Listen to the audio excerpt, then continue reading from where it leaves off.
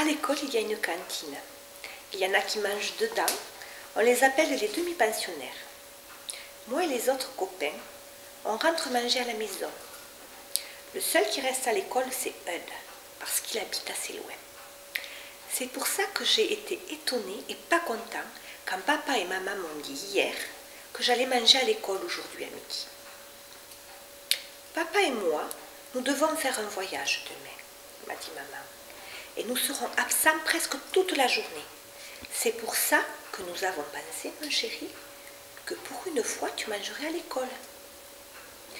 Moi, je me suis mise à pleurer et à crier que je ne mangerais pas à l'école, que c'était terrible et que c'était sûrement très mauvais et que je ne voulais pas passer toute la journée sans sortir de l'école et que si on me forçait, je serais malade, je quitterais la maison et que j'allais mourir et que tout le monde allait me regretter drôlement.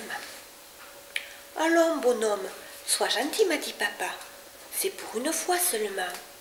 Et puis, il faut bien que tu manges quelque part. Et nous ne pouvons pas t'amener avec nous.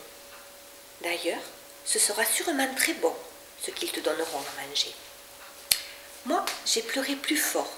J'ai dit qu'on m'avait dit qu'il y avait des tas de gras dans la viande à l'école, et qu'on battait ceux qui ne mangeaient pas le gras, et que j'aimais mieux ne pas manger du tout que de rester à l'école. Papa s'est gratté la tête et il a regardé maman. Qu'est-ce qu'on fait? Il a demandé. Nous ne pouvons rien faire, a dit maman. Nous avons déjà prévenu son école et Nicolas est assez grand pour être raisonnable. Et puis, de toute façon, ça ne lui fera pas de mal. Comme ça, il appréciera mieux ce qu'on lui sert à la maison. Allons, Nicolas, sois gentil. Embrasse maman et ne pleure plus. J'ai boudé un petit moment et puis j'ai vu que ça servait à rien de pleurer.